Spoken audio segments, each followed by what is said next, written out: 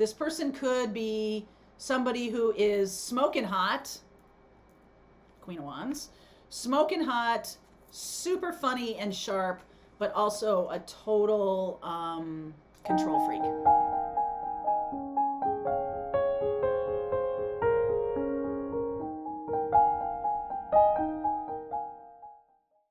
All right, good morning, everybody. Welcome to January 6th. How you doing? Welcome in. Let us see where we go. Today at noon, I'll be doing my Pathfinders group live. So we're changing up the memberships a little bit. So if you want to join one of our memberships, we do private lives and some other things for VIPs.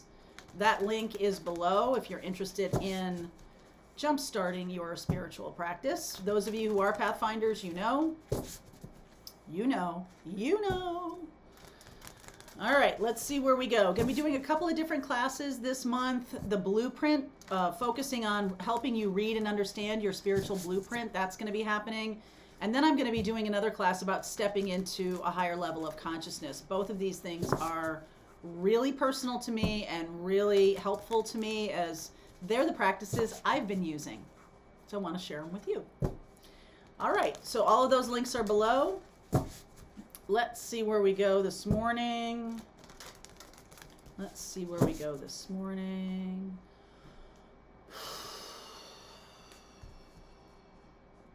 Deep breath, everybody.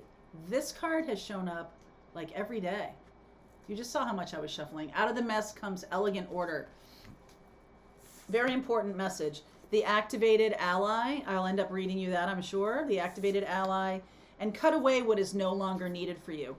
So some of you are engaged in work or relationships that you may feel are kind of a mess right now.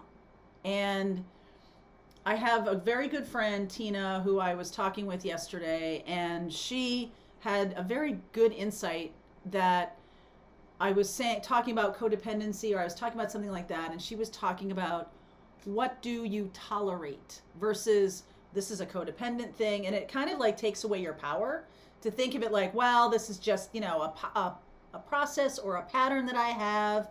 And when you put it like, well, what am I tolerating?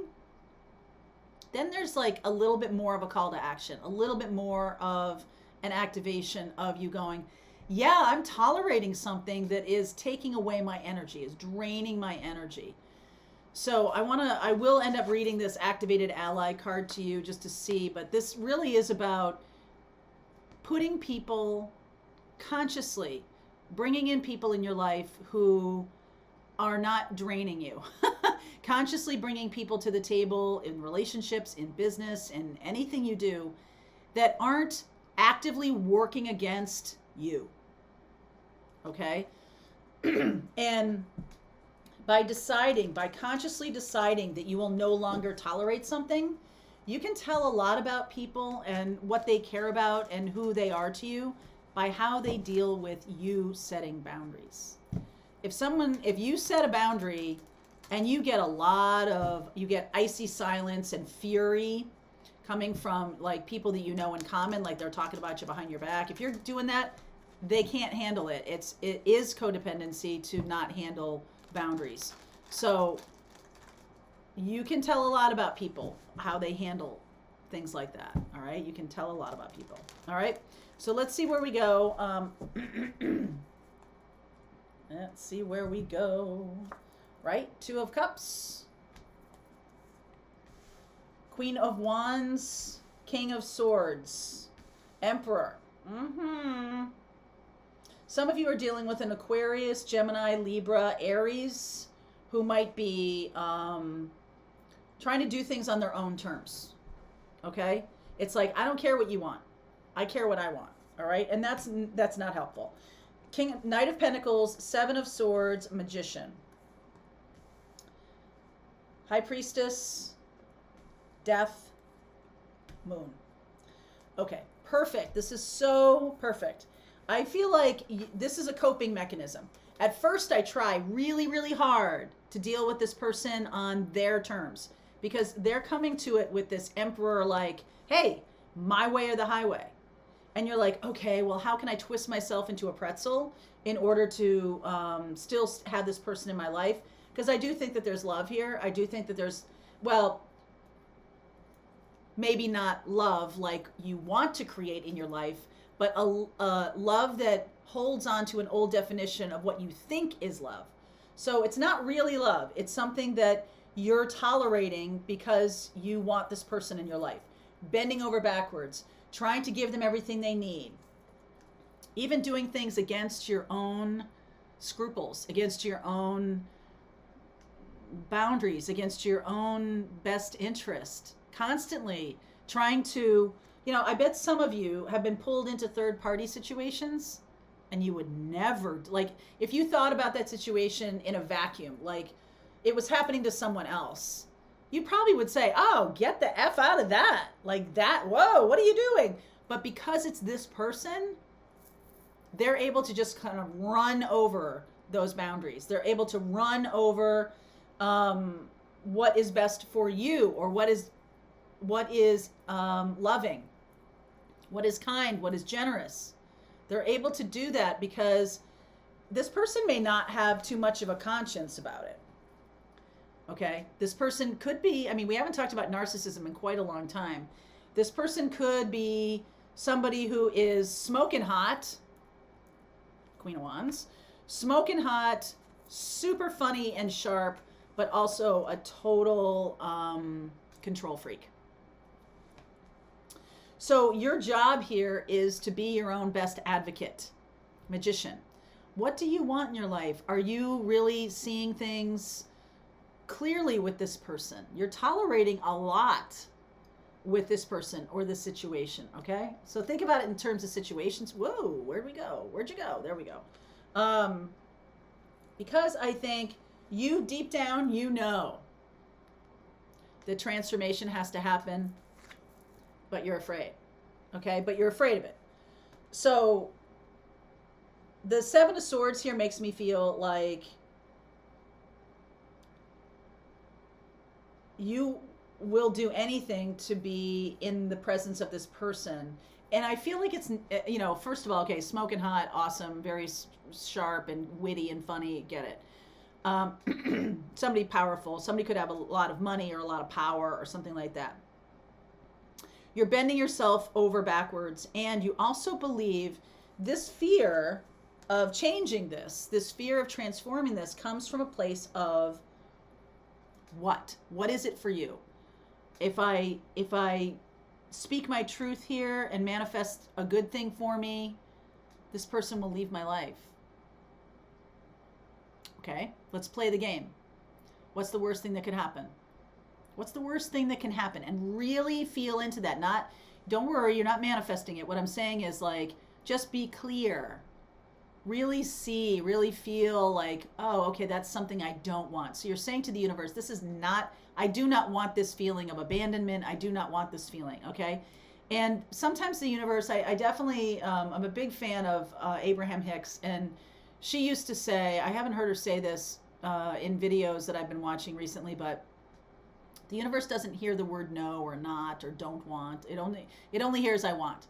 So flip it around. As soon as you know what it is you don't want, then say what it is you do want. Affirm what it is. I want someone who is kind and loving, someone who listens to my needs, someone who cares about me as a sovereign person, not just what I can do for them. Okay? So you're needing to put that into that positive language, because I feel like you almost might be lying to yourself or lying to this person. You're just, and I don't mean that like you're lying. I mean that you're not being authentic and not being true to yourself, because there's something controlling about this connection for you. There's a fear, this moon energy, this fear of this person leaving, going away. I think deep down, they'll go anyway. And honestly, like, is it good for you? Is this, all right? So moon, oh, I gotta sneeze. Seven of Wands, Nine of Cups, Page of Pentacles, and Three of Wands. I think this has to do with not wanting to start over, not wanting to look at ourselves too closely, because we fear that the loss of this person or this relationship is somehow gonna put us back to ground zero, square zero, whatever you want to say. I don't want to start over again. Three of Wands. I don't want to be alone. I don't want to be I don't want to be fill in the blank. All right? And then flip it around and say, I want to be in a relationship with someone who cares about what I need, who cares about what's important to me. And I will say this to you. I had a relationship a long time ago, this is many, many years ago, with someone, happened to be an Aries. No offense to Aries. That was not his primary place. He wasn't really exhibiting the highest vibration of Aries, which is leadership and leading in a way that is a positive leadership thing, not just like I want to do it my way. Okay. And he wasn't embodying any of those things. And I remember it was about a year's worth of these arguments before I realized I'm having a hard time expressing to him, I'm having a hard time getting through that a big part of love for me is that if you love something and you want to do something, you love baseball. And I don't care about baseball. But I still go because you care about it. And you still do stuff that I want because I care about it. And maybe it morphs into something else, or but anyway, what the point is that you care about what I care about simply because I care about it. It's not like we're going to spend the whole time at the baseball game arguing about the using turf, using natural grass or turf. We're not going to sit there and argue the merits of calling balls and strikes. We're not going to sit there and argue because underneath you're simmering that you don't want to be at that baseball game. So you're going to ruin my experience of it. And I get really verklempt when I talk about this because it's like it was never a priority. And finally, I realized this is not about baseball, right? I was the baseball lover. It's not about baseball. It's about that you don't care what I care about. You don't care what my priorities are. And that's when I realized, like, this has to be cut away. Okay? This has to be cut away. It is taking away from my enjoyment of life. It is making me feel like you don't care about me. There's a lot of things here. Await the new. Bring in the new. Bring in the person who does care about. I was choking on the term artificial turf because I don't believe in artificial turf. But anyway, so the thing is, the transformation is about to happen, and I know you're afraid, but you are the master manifester here. You are the magician. You're able to manifest I think that's the thing. It's like we hang on to people that we think are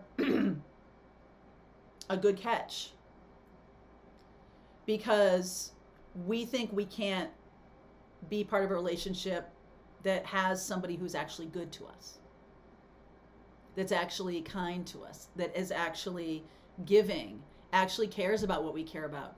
You don't have to love baseball. You just can't detract from my enjoyment of it, okay, on purpose. You can't undercut something that I would like because you just don't care about it or something like that. Every relationship has balances, and that's one that I found to be a deal breaker for me. And I think that that's what this reading is about, is that don't work so hard and twist yourself into a pretzel because you have real fundamental differences and you're trying to make this work and everything like that. Now, I am an 85%er.